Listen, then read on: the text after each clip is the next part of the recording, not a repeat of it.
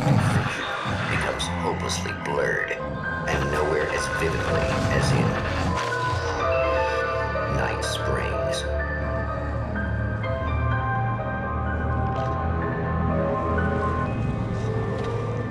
The man before you is a champion of light. He is part of a conflict between darkness and light that is both ancient and eternal.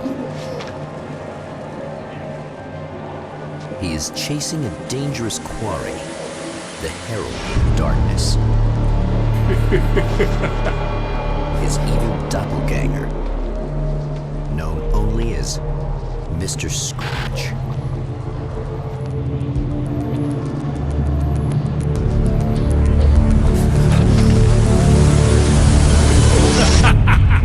I'll catch you eventually! Maybe. But what are you gonna do then?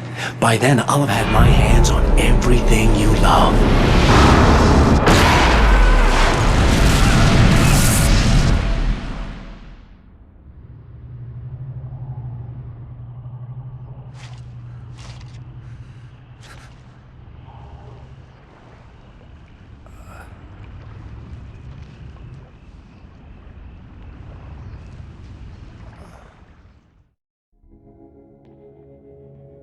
The man has been brutally spat out from the darkness that surrounds the shores of our reality. He has come to fight a decisive battle in Night Springs.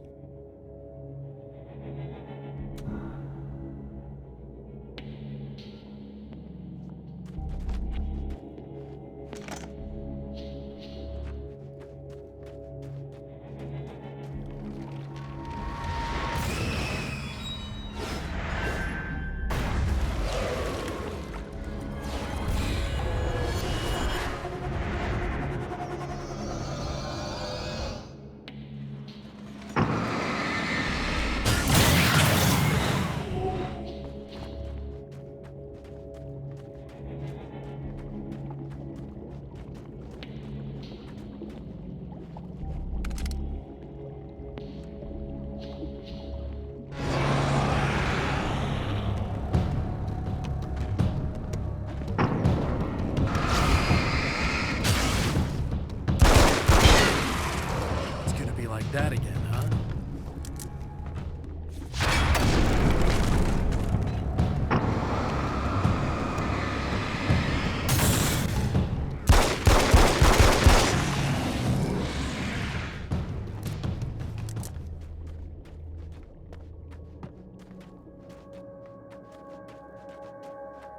In another life, the man was a writer.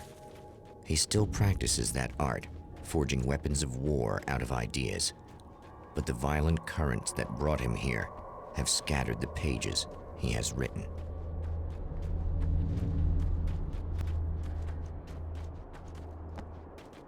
The lights of the motel promise safety. The man senses that the solution to his predicament begins there.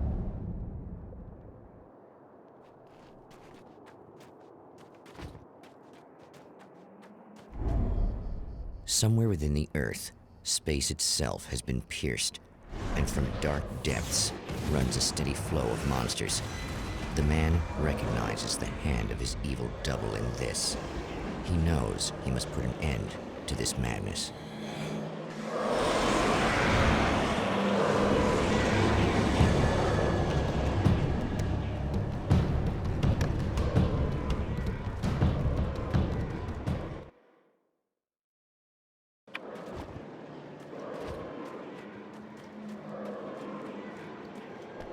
I can't stay here now.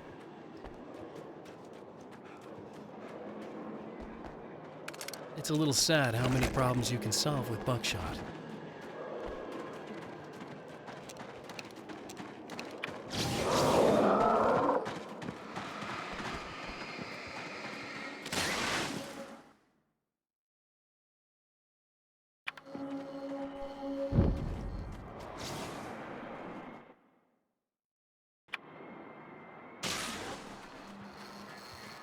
Hello?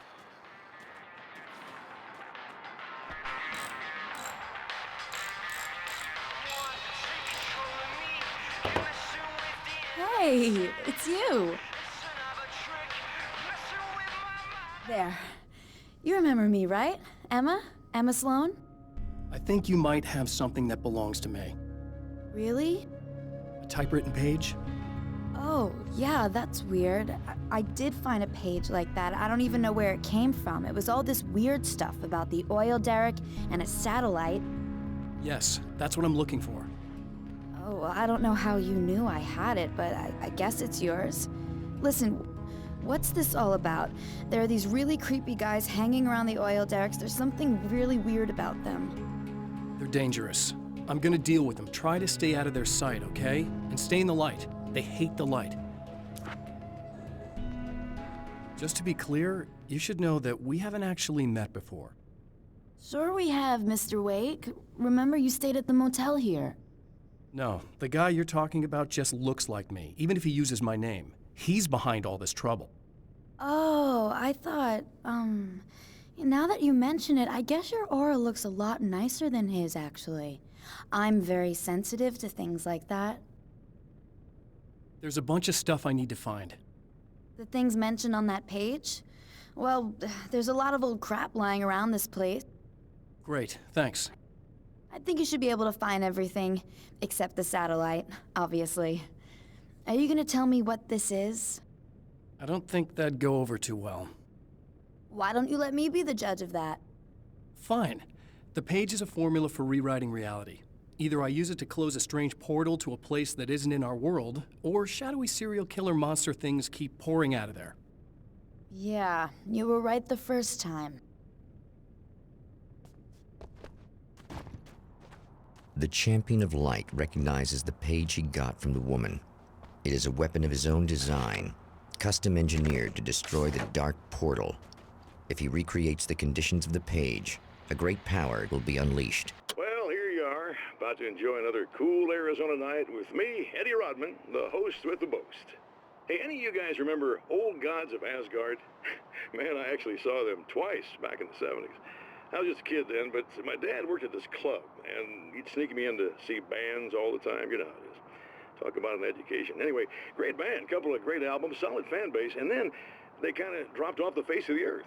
Well, now, almost 4 decades later, they're making a comeback.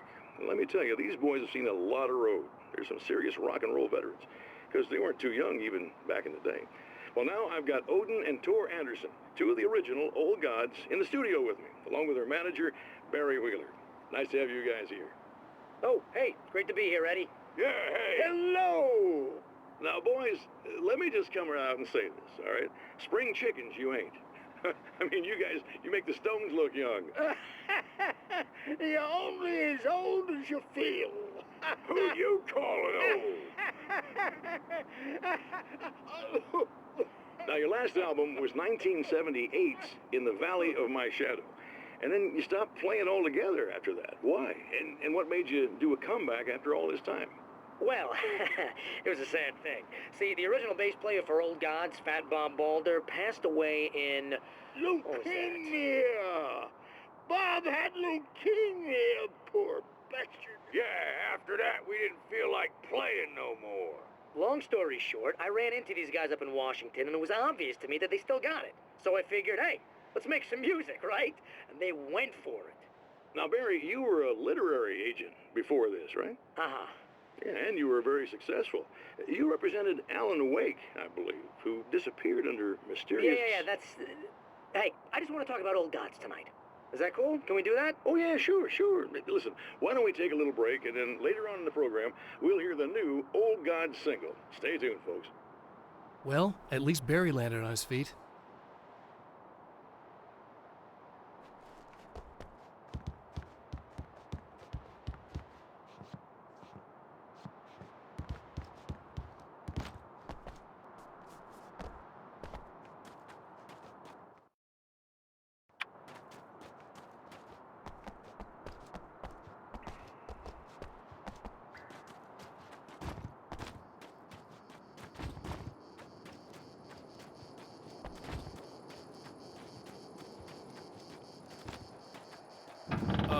Wait. Whoa!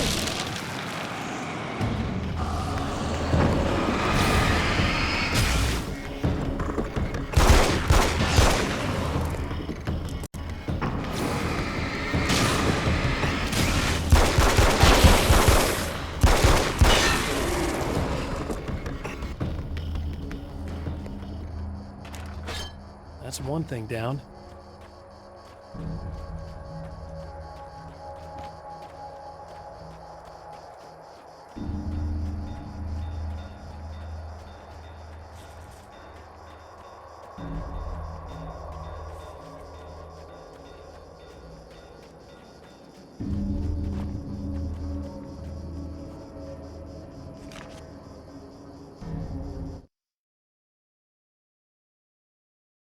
I know that when I arrive, the clarity of vision I have now may disappear. I've made my plans. I prepared for this, but I know the transition from the dark place will be hard on me, and not just physically. It may affect my mind, my memory. These pages should help me remember and focus. That's worked for me before. Even if that fails, I think I will be able to trust my instincts. I'm navigating my own story. I'm hoping I'll know where to go and what to do, even if the details elude me. At the oil derrick, the wheel had been jammed in place and turned until the oil gurgled and flowed thick and flammable. The warning lights were blinking in a fast rhythm, bright and steady, powered by the battery. The Kasabian CD was playing in the boombox, all distorted guitars and intense beat. High above, some piece of orbital junk or another collided with the satellite, knocking it radically off course. Trailing debris, it screamed down from the skies at an impossibly steep angle. All that high-tech engineering reduced to nothing more than a bullet that would destroy whatever it hit. My name is Alan Wake, and I'm a writer. I didn't become one overnight. Like most writers, I struggled with it. A short story here, an article there. Then I got lucky and spent a year as a staff writer on the Night Springs TV show. It wasn't the great American novel of my fantasies, but it taught me discipline and craft, and the difference between wanting to be a writer and actually writing.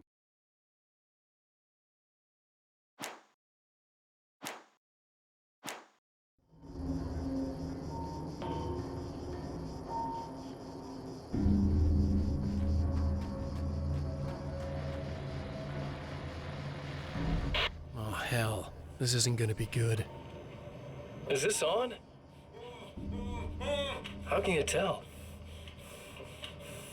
I'm sorry, I'm not very good with gadgets.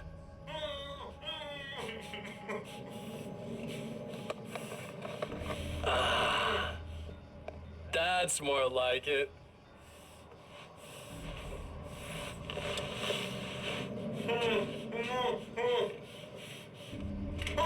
I'll be right with you. I just gotta do this one thing. I like it quiet.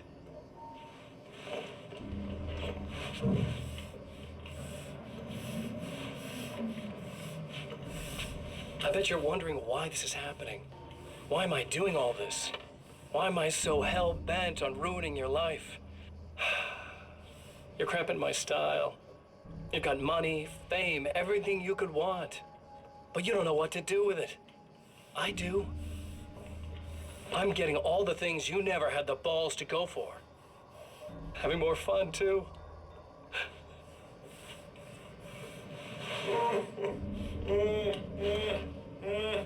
Do you know the real difference between us? I'm not afraid to be the center of attention. This poor slob's just collateral damage, really. I mean, beat some information out of him earlier. But this part? This is just for kicks.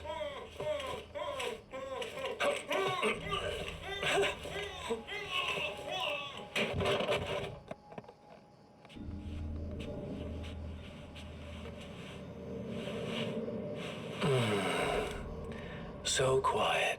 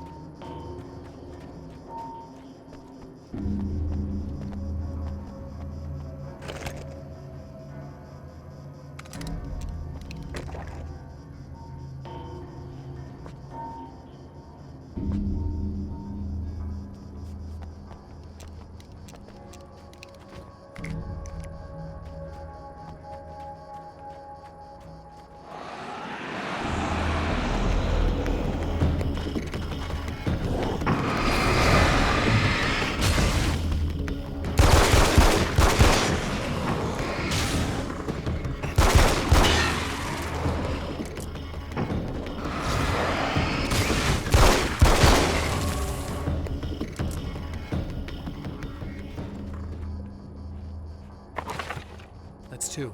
Just one more to go.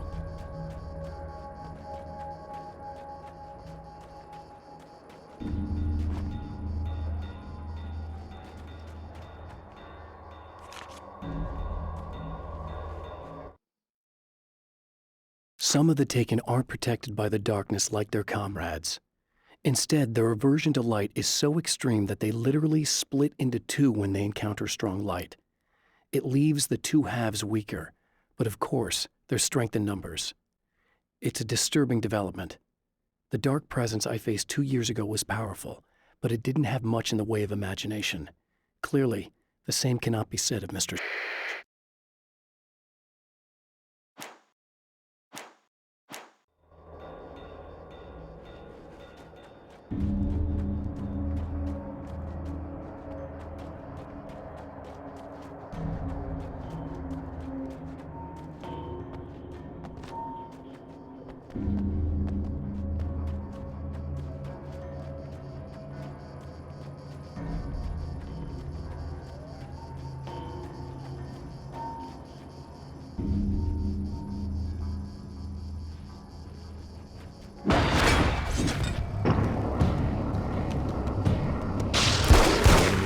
Itself in two to avoid the hated light.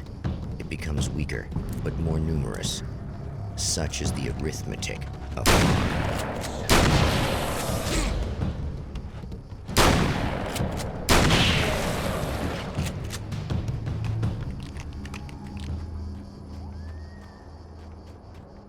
That was just messed up.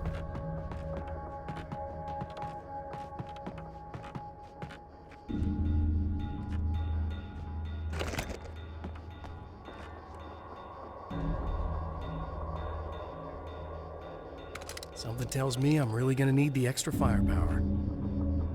That's everything. The man has found the battery, but it is empty. It will need to be recharged.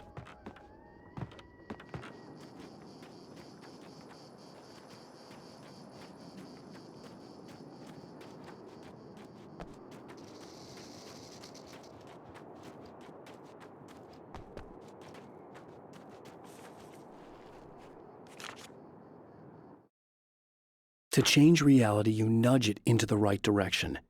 Your version of it is there, waiting. It wants to come true. All you need to do is help it achieve its potential. The devil is in the details. You change the details of the scene to match those on the page. If you get the details right, if you achieve that critical mass, the shift will come, and the rest of your new reality overrides the existing paradigm. The lie, no matter how outrageous, is now the truth.